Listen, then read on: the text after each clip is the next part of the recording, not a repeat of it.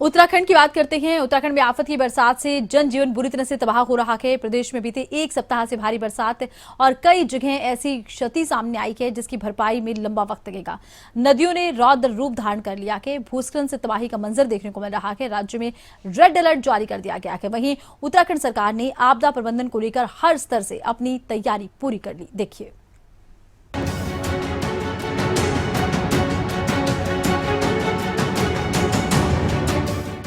पहाड़ी राज्य उत्तराखंड में कुदरत अपना रौद्र रूप दिखा रही है।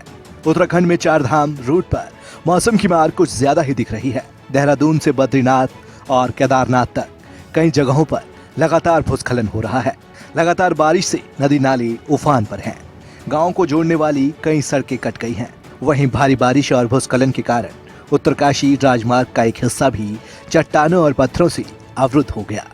केदारनाथ के पास से निकलने वाली मंदाकिनी और बद्रीनाथ के पीछे से आने वाली अलकनंदा के संगम में भी रौद्र रूप दिखा।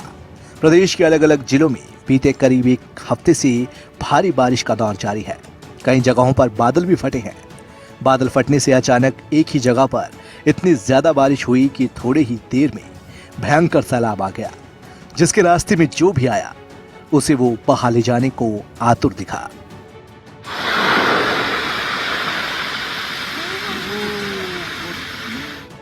उत्तराखंड में जारी आफत की बारिश के बाद आपदा प्रबंधन को लेकर सरकार ने हर स्तर पर अपनी पूरी तैयारी की है। मुख्यमंत्री पुष्कर सिंह धामी ने कहा कि एक दिन पहले आपदा परिचालन केंद्र का निरीक्षण किया गया और अधिकारियों को निर्देश भी दिए गए हैं। उन्होंने कहा कि सभी अधिकारी और कर्मचारी आपदा प्रबंधन को लेकर बेहतर काम कर रहे हैं। आपदाएं रोकी नहीं जा सकती, लेकिन आपदा के प्रभाव को कम किया जा सकता है।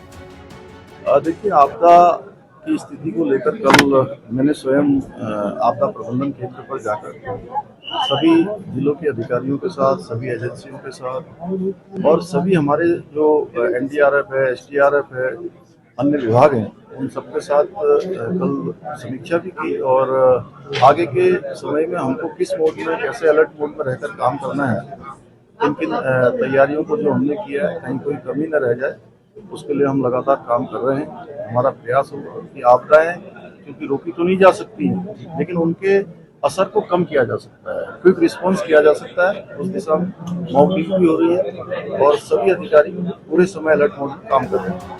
हालांकि राहत की बात यह है कि चार धाम यात्रा बहाल कर दी गई है। भारी बारिश को देखते हुए एक दिन के लिए चार धाम यात्रा को रोक दिया गया था। दूसरी ओर उत्तराखंड के कई जिलों के लिए रेड अलर्ट भी जारी किया गया है। लोगों से अनुरोध किया गया है कि वे सावधानी बरतें और मौसम पूरी तरह से साफ होने तक अनावश्यक यात्रा से बचें।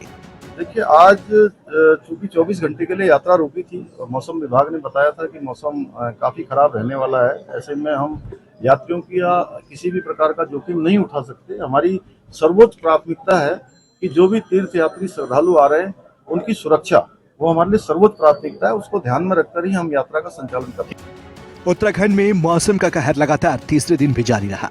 मौसम विभाग ने देहरादून, उत्तरकाशी, टिहरी, पौड़ी, रुद्रप्रयाग, हरिद्वार, नैनीताल, चंपावत और उधम सिंह नगर सहित कुल 9 जिलों में रेड अलर्ट जारी किया है। साथ ही लोगों से अपील की गई है कि जरूरी काम होने पर ही अपने घरों से बाहर निकलें। वहीं तीर्थयात्रियों से भी अनुरोध किया गया है कि नदी नालों से दूर रहें और सावधानी पूर्वक अपनी यात्रा पूरी करें। उत्तराखंड की ब्यूरो चीफ राव शावत अली की रिपोर्ट।